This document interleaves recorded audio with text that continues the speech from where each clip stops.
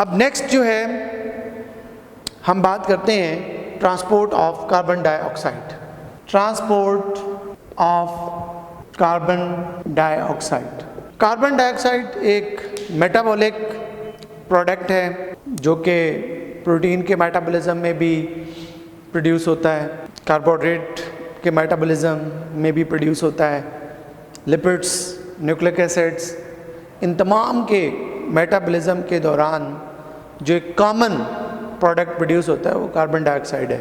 और carbon dioxide जो है वो हमारे लिए एक वेस्ट प्रोडक्ट है due to the biochemical reactions, और देयरफॉर इस कार्बन डाइऑक्साइड को बॉडी से एक्सेल आउट करने के लिए हमारे पास ये रेस्पिरेटरी सिस्टम वर्क कर रहा है। अब हम देखते हैं, हमने ऑक्सीजन की ट्रांसपोर्ट तो डिस्कस कर ली है कि किस तरह ऑक्सीजन जो है वो आपके लंग्स से एल्वियोलाई से ब्लड से टिश्यूज़ तक पहुंचती है। अब हम बात करते हैं कि टिश्यूज़ से कार्बन डाइऑक्साइड कैसे ब्लड में आती है और ब्लड से कैसे लंग्स में, और फिर आप उसको कैसे एक्सेल आउट करते हैं। कार्बन डाइऑक्साइड जो है उसको थ्री वेज हैं, उसके 3 पाथवेज हैं फॉर रिमूवल या for acceleration from the body. इसके लिए पहला जो है, आपकी जो एक बड़ी क्वांटिटी कार्बन डाइऑक्साइड की जो टिश्यूज से कलेक्ट होती है, that is about 70% of carbon dioxide, ये ट्रांसपोर्ट होती है in the form of bicarbonate ions. Bicarbonate ions से ये ट्रांसपोर्ट होती है। वेयर एज जो एक इसका रिमेनिंग अमाउंट है, that is about 23%, that is transported with the help of haemoglobin by forming a complex carboxy haemoglobin HbCO2, यानी 23% carbon dioxide जो है वो HbCO2 के ज़रिए ट्रांसपोर्ट होती है और 70% जो है वो बाइकार्बोनेट आयंस के ज़रिए ट्रांसपोर्ट होती है। Whereas only 7% of carbon dioxide जो है that is transported with the help of blood plasma proteins, उनके ज़रिए ये ट्रांसपोर्ट होती है। तो ये हमारे पास वेज हैं कार्बन डाइऑक्साइड के ट्रांसपोर्ट होने के लिए, ताकि वो फिर हमारे लंग्स में आए और फिर वहाँ से एक्सेल आउट हो। अब हम एक डायग्राम डिस्कस करते हैं कि किस तरह कार्बन डाइऑक्साइड जो है वो ट्रांसपोर्ट होती है। दिस इज़ RBC, ये RBC है, रेड ब्लड सेल है, और here we have cell tissue level पे, या you may call it tissue. तो इस टिश्यू से जो 70% कार्बन डाइऑक्साइड है that enters into the RBC, ये 70% कार्बन डाइऑक्साइड RBC में आई। यहाँ पर it reacts with water, again यहाँ पे एंजाइम होता है कार्बोनिक एनहाइड्रेज, और अल्टीमेटली ये कन्वर्ट होती है कार्बनिक एसिड में H2CO3। ये जो H2CO3 है ये आयोनाइज्ड होता है इनटू 2 कंपोनेंट्स, बाइकार्बोनेट्स और प्रोटॉन्स में, और ये जो बाइकार्बोनेट्स होते हैं दे released out from RBC into the plasma of blood. ये जो सराउंडिंग है बाहर, ये इसका प्लाज्मा है ब्लड का, ये बाइकार्बोनेट आयंस वहाँ पर आते हैं, और इनको बैलेंस करने के लिए यहाँ से प्लाज्मा से क्लोराइड आयंस RBC के अंदर जाते हैं, जहाँ पे वो पोटाशियम आयंस के साथ कॉम्प्लेक्स बनाते हैं। इस एक्सचेंज को, ये जो एक्सचेंज है, इसको हम क्लोराइड शिफ्ट या हैमबर्गर फिनोमेना कहते हैं। अब ये जो बाइकार्बोनेट आयंस होते हैं, ये जो प्रोटॉन्स होते हैं, ये इस RBC के अंदर की जो एनवायरनमेंट है उसको एसिडिक कर देते हैं। और हमने ऑक्सीजन की ट्रांसपोर्ट में ये स्टडी किया था कि जो ही पीएच एसिडिक होती है तो ultimately oxygen carrying capacity of haemoglobin कम हो जाती है। तो यहाँ पर भी कुछ इसी तरह है कि ये हमारे पास हीमोग्लोबिन है जिसने ऑक्सीजन पिक की हुई है। ये प्रोटॉन्स इस हीमोग्लोबिन के साथ इंटरेक्ट करते हैं और हीमोग्लोबिनिक एसिड बनाते हैं और ऑक्सीजन अलग कर देते हैं। ये ऑक्सीजन यहाँ से रिलीज होके टिश्यूज़ की तरफ चली जाती है। अब ये जो हीमोग्लोबिनिक एसिड है ये ओवरऑल इस आरबीसी की पीएच को एसिडिक पीएच की तरफ कन्वर्ट कर देता है। अब मज़ीद 23% carbon dioxide from the tissue enters into the RBC, जो कि इस हीमोग्लोबिनिक एसिड के साथ इंटरेक्ट करती है और अल्टीमेटली एक कॉम्प्लेक्स बना देती है with the help of this enzyme that is HbCO2 carboxy haemoglobin. याद रखिए कि ऑक्सीजन जो है वो हीमोग्लोबिन के मॉलिक्यूल के साथ जो आयरन होते हैं उनके साथ कॉम्प्लेक्स बनाती है, जबकि जो कार्बन डाइऑक्साइड होती है ये हीमोग्लोबिन में जो प्रोटीन पार्ट है उसके अमाइनो एसिड के साथ कॉम्प्लेक्स बनाती है। अब जब कार्बोक्सी हीमोग्लोबिन बन जाता है तो प्रोटॉन अलग हो जाता है। ये प्रोटॉन आरबीसी से निकलने के बाद इन बाइकार्बोनेट आयंस के साथ जुड़ता है और कार्बोनिक एसिड बनाता है। ये कार्बोनिक एसिड फर्दर स्प्लिट होता है into water and carbon dioxide, और ये जो कार्बन डाइऑक्साइड है ये वही 70% कार्बन डाइऑक्साइड है जो यहाँ पे एल्वेओलाई के अंदर डिफ्यूज़ आउट हो जाती है, वहाँ से फिर एक्सेल आउट हो जाती है। सिमिलरली ये जो हीमोग्लोबिन के साथ 23% कार्बन डाइऑक्साइड है ये भी सेपरेट हो जाती है, और जो ब्लड प्लाज्मा के अंदर 7% कार्बन डाइऑक्साइड थी ये भी यहाँ पे एल्वेओलाई से एक्सेल आउट हो जाती है।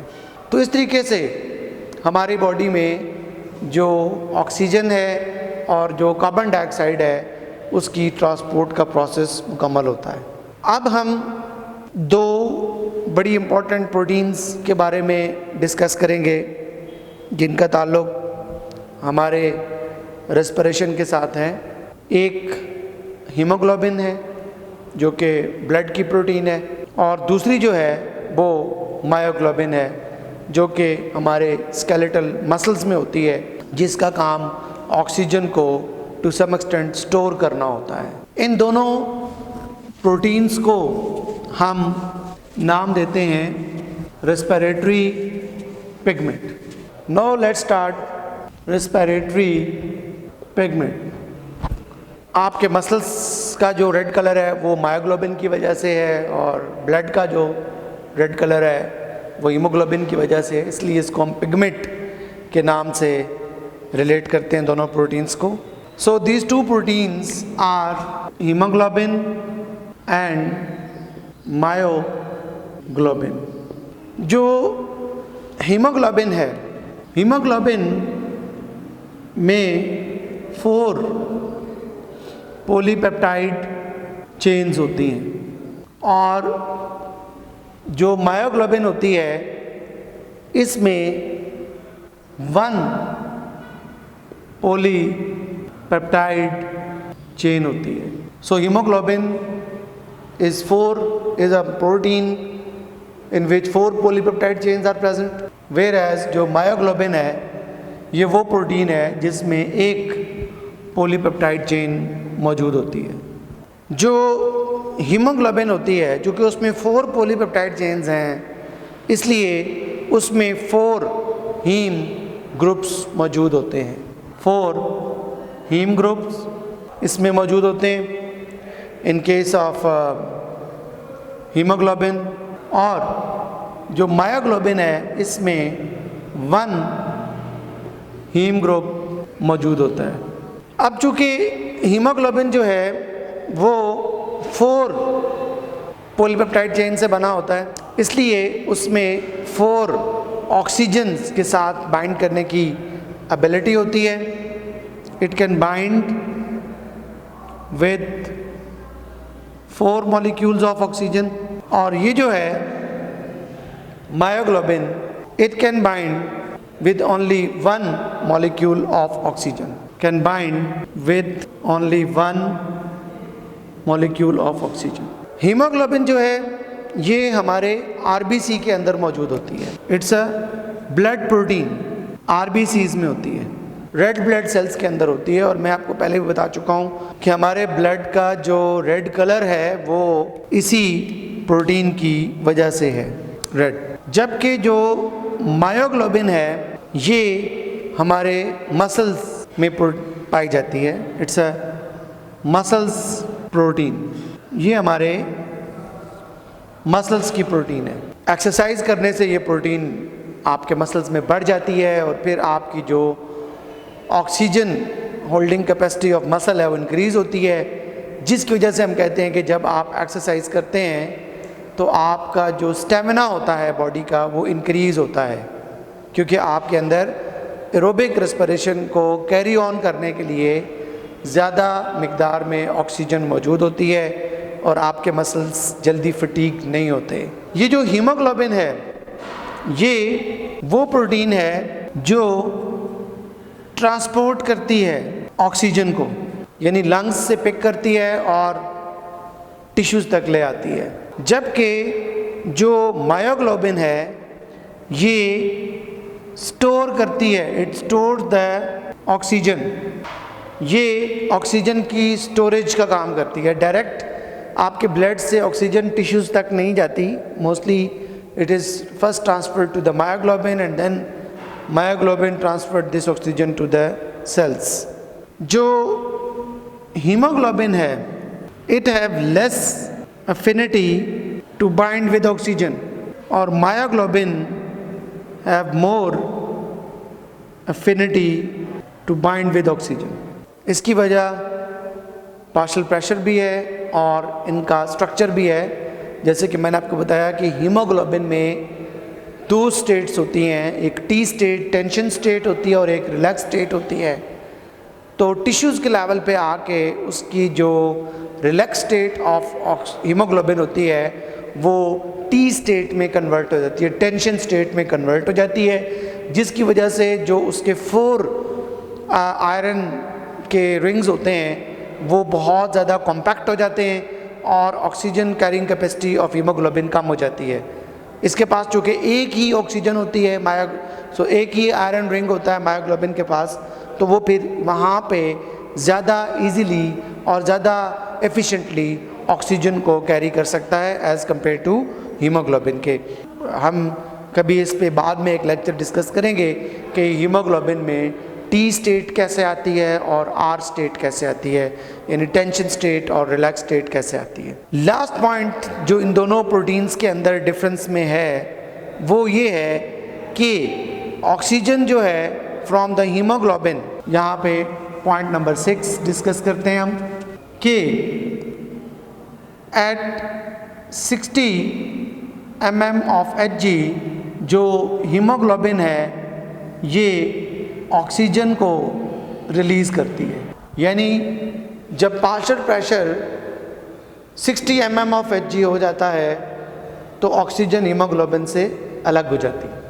Whereas for myoglobin it happens at 20 mm of Hg। अब यहाँ पर अगर लेट से ये ऑक्सीजन और मायोग्लोबिन का कॉम्प्लेक्स है तो it will be converted into this complex और ऑक्सीजन विल बी रिलीज्ड। सो हम देख सकते हैं कि 60 mm of Hg जब पार्शियल प्रेशर ऑक्सीजन का क्रिएट होता है तो हीमोग्लोबिन से ऑक्सीजन अलग होती है, लेकिन जब मायोग्लोबिन से ऑक्सीजन अलग होना है तो it need 20 millimeter of mercury of partial pressure of oxygen to separate it. So in this way these two proteins works in our body to deliver the oxygen to your tissue to some extent to store the oxygen at the level of your tissue. So this is end of the transport of oxygen and carbon dioxide.